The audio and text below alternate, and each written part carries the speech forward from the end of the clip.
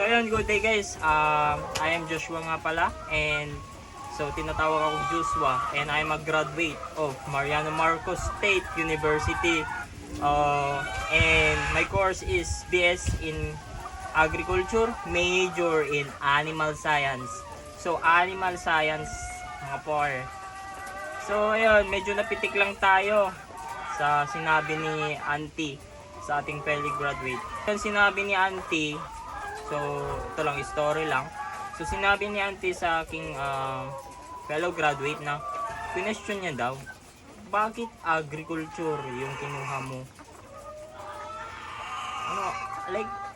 Ano daw yung mapapala niya sa agrikultura? Like parang linalang niya lang yung agriculture.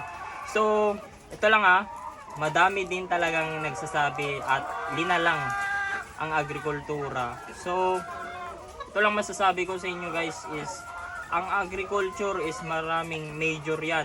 So kagaya ko, major in animal science. So nakatuka kami sa mga animals.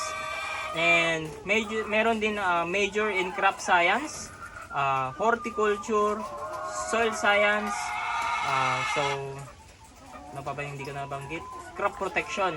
So ayun, napapaisip na like minamaliit kami. Ayun. Special mention sa iyo tita. Tingnan mo yung nasa bahay nyo. Tingnan mo yung kinakain mo. Number 1 yung bigas. Di ba everyday ka siguro kumakain ng bigas?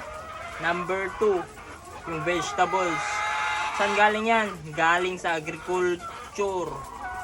Number 3 mga pork, beef, and other poultry products. Saan galing yan? Agriculture. And yun, sa akin is ang business ko is itlog.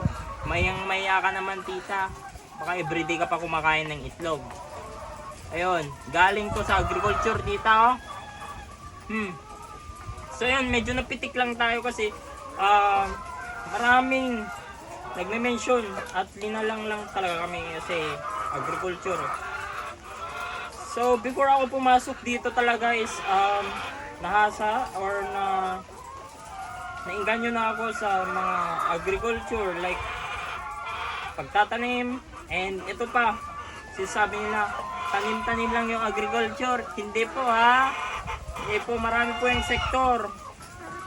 Kami po is kaya ko, tumutok po ako ngayon sa production ng itlog.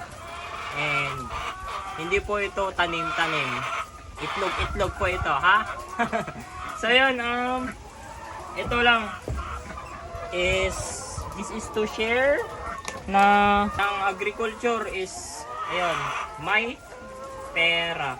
May pera sa agrikultura.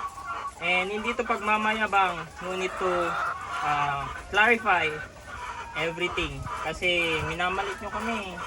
Like, kala nyo walang pera sa agrikultura. Although, parang konti lang kung nakikita nyo, pero malagay ito.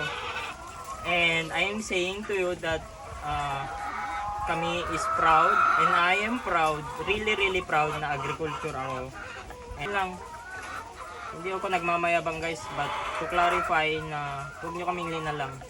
Kasi kami ay very important sa ating daily life, sa ating pamumuhay. Mga kinakain nyo is very important. So yun lang guys, peace out. Thank you very much. This is Nok Nok. Nok Nok Manok. Bye! Visit.